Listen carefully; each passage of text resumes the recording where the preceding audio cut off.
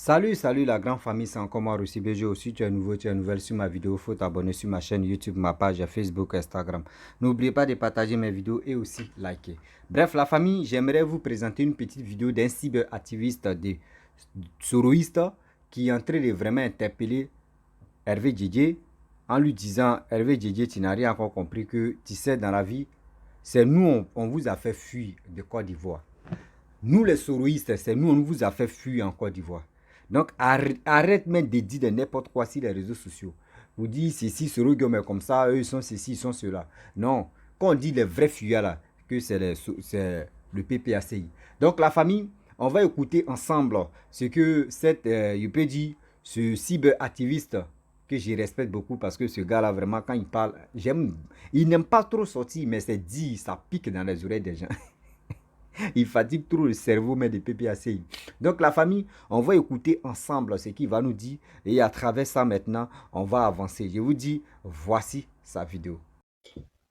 Hier, ça fait maintenant presque 20 ans ou plus de 20 ans que la rébellion a lieu en Côte d'Ivoire. 20 ans après, ce personnage, donc Guillaume Soro, n'est plus secrétaire général du MPCI, mais il est maintenant président d'un parti politique légalement constitué. Tu vois un peu l'écart. Tu vois un peu le parcours. Tu vois un peu toute l'histoire d'un homme. C'est-à-dire, hier, il a estimé que il fallait m'engager dans cette bataille patriotique pour donner à la Côte d'Ivoire une autre image. Un être humain est ce qu'il est. Le président Guillaume Soro l'a assumé. Il continue de l'assumer. Mais il s'est rendu compte que ce combat ne méritait pas d'être mené. Je demande pardon pour tout ce qui a pu se passer sous ma responsabilité en tant que personne. Mais le MPCI est né sous le régime de Laurent Gbagbo, ton mentor politique.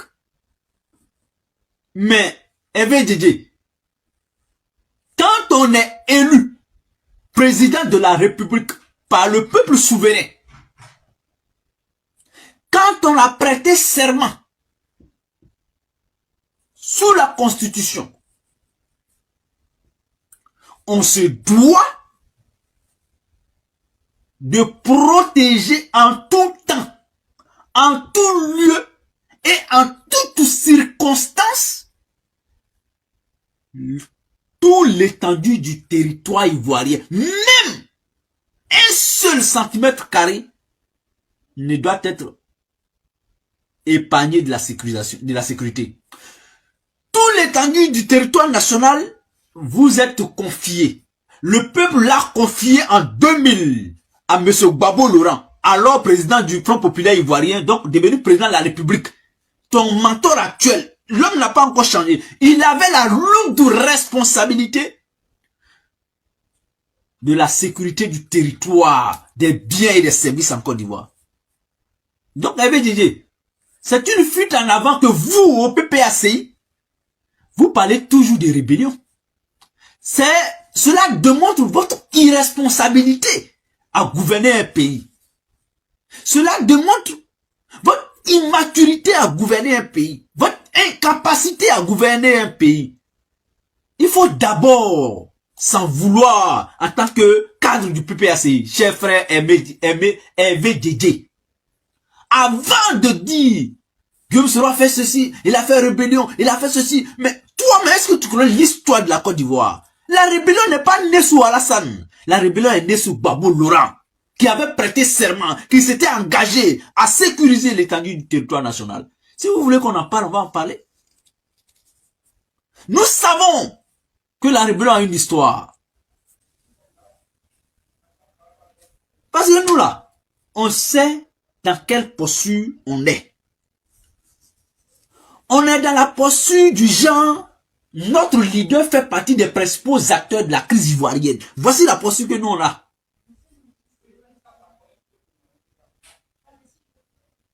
On n'est pas peut-être fier de ça, pour dire, je suis fier que Guillaume Soro ait fait la rébellion, machin. Non. ou bien avait été un acteur principal dans la crise post. Non, mais c'est l'histoire de la Côte d'Ivoire, il faut l'assumer. Assumer sa responsabilité ne veut pas dire que c'est toi qui as fait, c'est toi l'auteur. Mais chacun de nous Ivoiriens a eu à jouer à sa façon, à son niveau, quelque chose dans la crise post-électorale. Nous, au GPS, nous sommes conscients de ça. Nous l'avons assumé. Et pour ça, nous, on est allé partout pour demander pardon à toute la Côte d'Ivoire.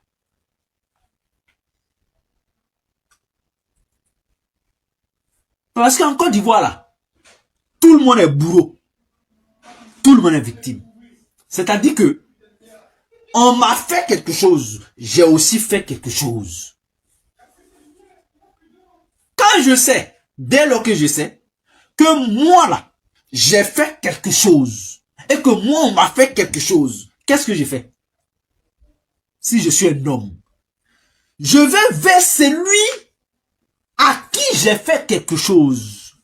Je vais vers lui pour lui demander pardon. La logique dans ce cas voudrait que c'est lui aussi qui m'a fait quelque chose, vienne à moi pour me demander pardon. En ce moment, j'ai le choix d'accepter et de ne pas accepter. C'est mon droit. Mais sache une chose, que quand on te demande pardon et que tu n'acceptes pas, tu es diable. Tu es un mécréant. Tu n'es pas humain, en un mot. Quand on te demande pardon.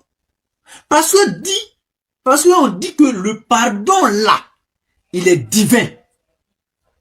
Celui qui ne l'accepte pas n'est plus dans la divinité, il est maintenant diable. Celui qui n'accepte pas d'accorder son pardon, d'accepter le pardon, il n'est pas humain. Il faut le bannir de la société parce qu'il est dangereux pour lui-même. Parce que celui qui ne pardonne pas, il est haineux. Et pourtant, celui qui est haineux est criminel. Voici des choses qu'on doit savoir, Hervé Didier. Vous, au PPACI, vous êtes des haineux. Parce que vous n'entendez pas le mot pardon. Nous là, nous sommes allés à la CPI. On a quitté Paris. Nuitamment. On a conduit toute la nuit. On est rentré en Hollande à la CPI à 6h30 du matin. C'est-à-dire, on quitte Paris vers 20h. On roule toute la nuit. Dieu merci, ce jour-là, chacun de nous pouvait conduire. On était, je crois, 4. On se relayait jusqu'en Hollande. Juste pour aller échanger avec Babo Laurent et Charles Brégoudé. Pour leur dire, vous avez été des acteurs majeurs dans la crise.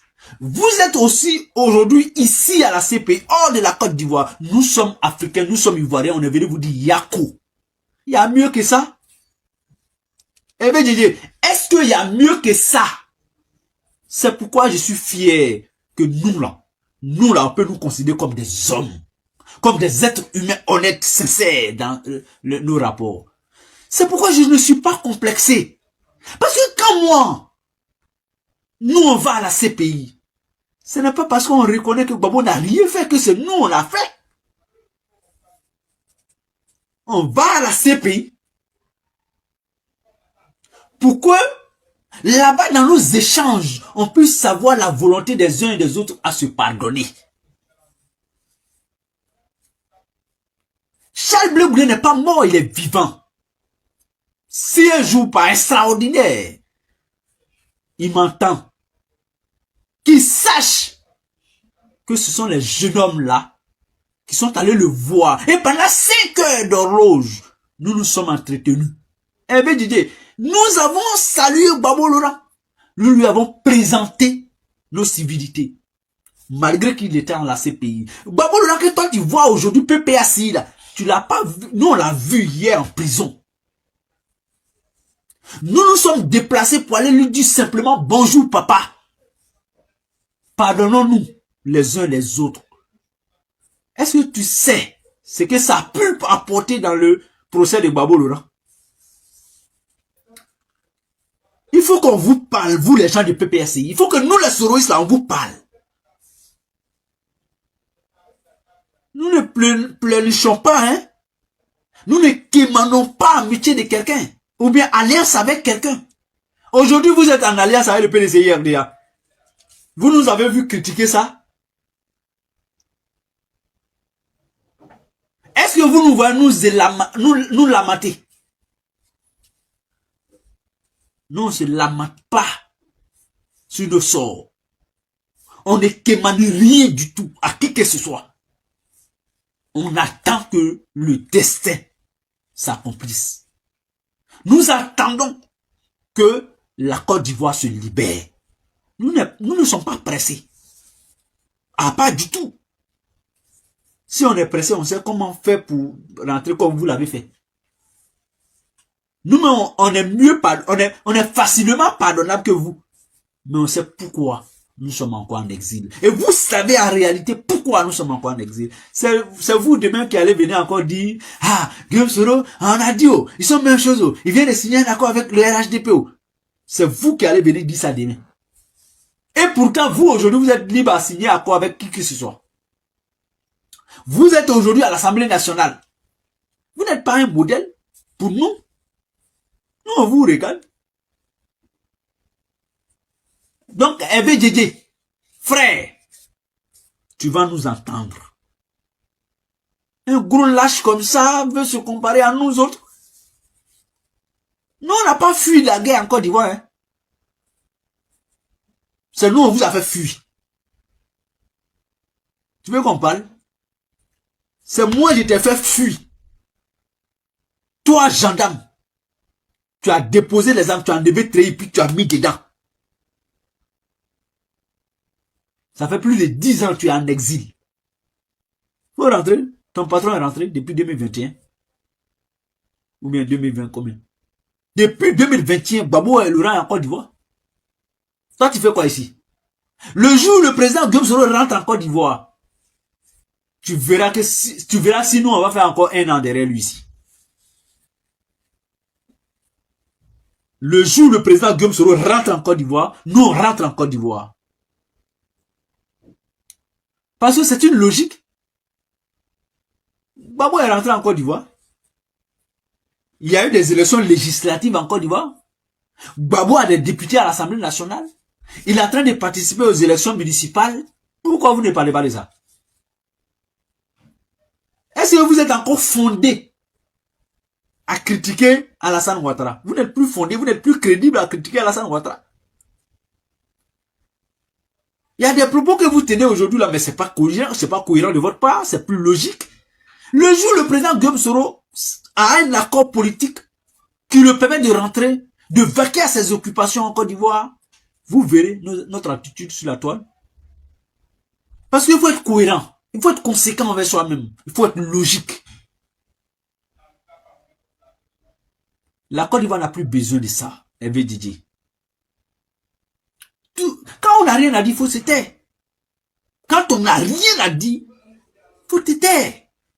Le silence est souvent très intéressant. Le silence est souvent très intéressant. Parce que ce que tu es en train de dire n'a pas de valeur. Donc, il faut garder le silence.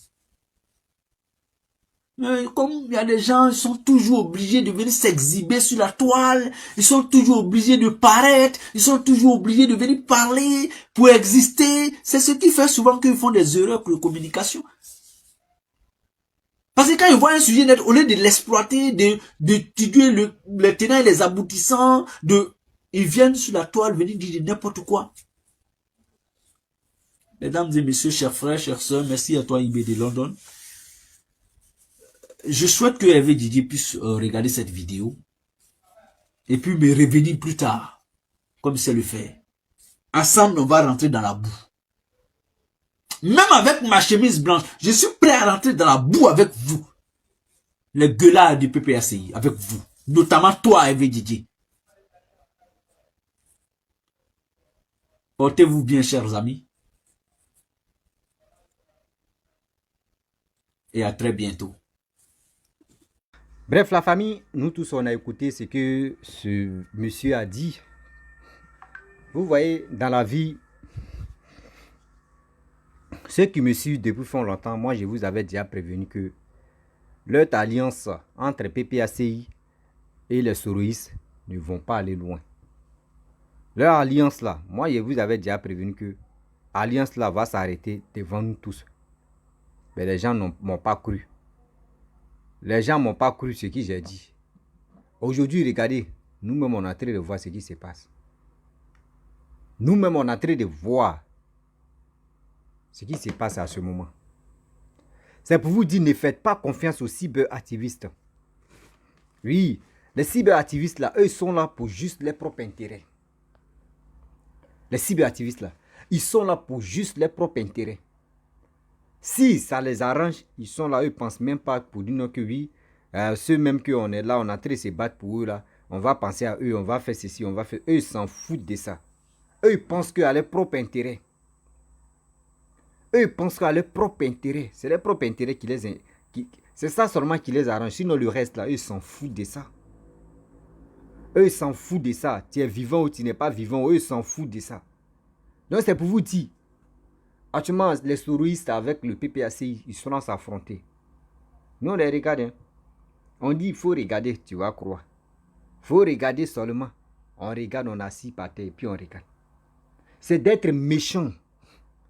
Oui, je le dis. C'est d'être méchant de votre part et de notre part. Comme un être humain, on est là à cause de quoi la même nomination de postes. Une histoire de politique, nomination de postes, ils sont capables de faire tout. Ils sont capables de dire tout. Ils sont capables de faire tout. Ils sont capables d'injurer. Ils sont capables de vilipender. Ils sont capables de faire ceci. Ils sont capables de faire cela. S'il vous plaît, ayez le courage. Ayez le courage et le respect de nous, surtout de vos aînés. Ayez le courage et le respect de vos aînés. Aujourd'hui, regardez très bien ce qui se passe sur la toile. Tantôt, on se lève ici, on dit c'est lui là qui a fait ça. On vient ici, on dit c'est lui là qui a fait ceci. On passe ici, on dit c'est lui là qui a fait ceci. On passe là, on dit c'est lui là qui a fait cela. Pourquoi cette humiliation sur la politique ivoirienne? Donc la famille, aujourd'hui on voit les cyberactivistes entre eux, mais ils seront s'affronter. Lui là n'est pas bon, celui-là est bon, celui-là est comme ça. Oui, moi j'ai mal de voir des cyberactivistes qui ne passent pas leur temps à sensibiliser les Ivoiriens. Ils sont là seulement en train de se piétiner. Vous allez rester dans ça jusqu'en 2025. Très bientôt, nous sommes dans le 7e mois. Très bientôt, on va rentrer en 2024. 2024, il y aura une vraie distraction de quoi? C'est la Côte d'Ivoire qui organise la CAN. C'est la Côte d'Ivoire qui organise la CAN. 2024, là, on va être beaucoup distrait. Où on va se rendre compte là, voyez, 2025. 2025, là, on est concentré maintenant pour aller voter. C'est là où vous allez vraiment appeler les gens. Non, on s'est clashé, a fait des clashs là, on s'est fini. Partez voter. Il est temps maintenant de sensibiliser les Ivoiriens et les Ivoiriennes d'aller s'enrôler. D'aller s'enrôler pour aller faire eux-mêmes leurs propres choix. Moi, je ne suis pas là pour dire non que oui, ici RADP, ici PDCI, ici FPI, ici PPACI. Moi, je m'en fous des partis. Si tout parti, même en Côte d'Ivoire, moi, je m'en fous de ça. La politique ivoirienne même, là, moi, je m'en gaba de ça. Moi, je parle aux Ivoiriens, faisons beaucoup très attention. Car ceux qui sont sur les réseaux sociaux, nous qui sommes sur les réseaux sociaux, d'autres pensent qu'à leur vendre, d'autres pensent qu'à leur propre intérêt. C'est leur propre intérêt seulement qui les intéresse. Sinon, le reste, là, ils s'en foutent de ça. Eux, ils s'en foutent de ça aujourd'hui, ils s'en foutent de ça demain. Mais pourquoi nous-mêmes, on ne peut pas s'asseoir, on va réfléchir? Pourquoi on ne peut pas s'asseoir, on va réfléchir? On est là, on les écoute. Ah, lui là, lui là, dit bon, hein. Ah, lui là, fait ceci. Ah, c'est là, c'est. On est dedans, lui là, c'est là, lui là, c'est là. On va rester dans ça. On va rester dans ça. Même l'évolution, même, on ne peut pas aller de l'avant. On ne peut pas reculer. On va être suspendu comme ça.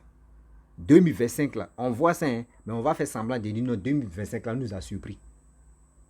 On va faire semblant de dire 2025, là, nous a surpris. Mais pourquoi l'homme noir est si méchant? Oui, je le dis. Pourquoi l'homme noir est si méchant? Faisons beaucoup très attention. Mes frères et sœurs, faisons beaucoup très attention. Car le Dieu est risqué. Je le dis, je le répète, le Dieu est risqué. Il est temps de donner la chance à nos frères et sœurs, à nos parents, d'aller s'enrôler, de faire eux-mêmes. Parce que, regardez, n'attendons pas pour dire non que oui, quand on va rentrer dans la partie élection, et on va dire à nos parents, non, fais ceci, non, votez Gbagbo, pas Gbagbo, c'est un BT, toi tu es BT, il faut le voter. Ou soit, l'autre va dire non que oui, il faut voter chose, comment dirais-je, Alassane parce que toi tu es Djoula et lui il est Djoula. Il faut voter Bédié parce que Bédié est Baoulé, toi tu es Baoulé.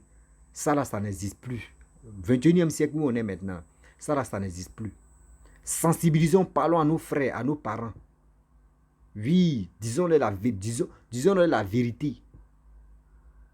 C'est cette vérité-là, on doit vraiment passer comme message. Mais ils ne sont pas là pour dire, lui il a fait ça là, lui il a fait ça là, lui il a fait ça là, lui il a fait ceci, lui il a fait comme ça. Lui il a fait ceci, lui il a fait ça là. Ça fait mal de voir des Ivoiriens entrer se piétiner. On va les regarder. Nous on regarde, tôt ou tard là. Vous allez vous asseoir et puis c'est nous on va vous pointer du doigt pour dire, regardez cela. Ils ont sauté sur les réseaux sociaux jusqu'à c'est nous maintenant on va faire nos choix.